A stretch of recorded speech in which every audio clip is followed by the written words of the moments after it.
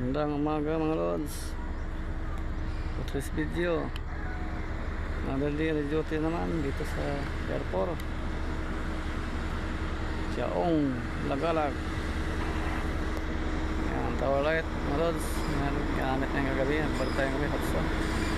Yan ang backman. Hindi pa tapos. Kapag pa lang natalo. Yan, bison. Tapos ang bison. Yan. Yan ang ginagawa. Ngayon, saka kahapon. Yan, hanggang dulo. Yun, napunta doon sa dulo. Kapunta Kabatang. Yan, may stockpile doon sa dulo. Kami nakatambay. Waiting for diesel. Wala nang diesel naman. The weather, backhoe.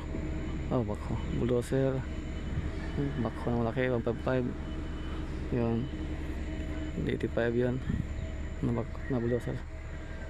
Ito yung access road. Napuntang Kabatang. Haba. Napuntang Bukal Norte. Maasim sa Lakot. Kalawaya. Ito yung palig niya dito. May Star Apple. Nagalag. Mga niyog. Yan.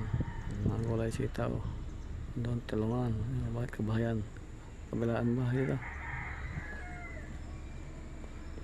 Ayan mga lods, ang aming ginagawa araw-araw ganito yung backman alignment para sa TR4 SLEX South Expressway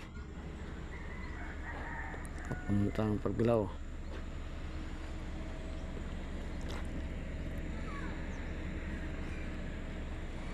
Waiting kami sa diesel, wala ng diesel market namin mga lods. Hindi ko napatagal ang video mga lods. For today's video, thank you for watching. Salamat sa mga follower, viewers, supporters. Umpisa namin mga lods. Umpisan pa bumag na payat group sa so ito ay si Christian Binaya. So ito itong weather na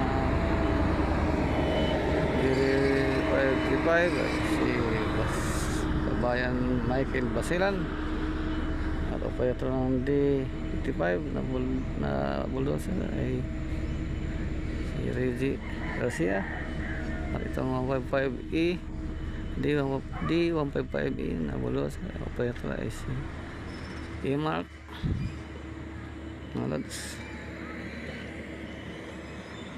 Mga lods, sabay na.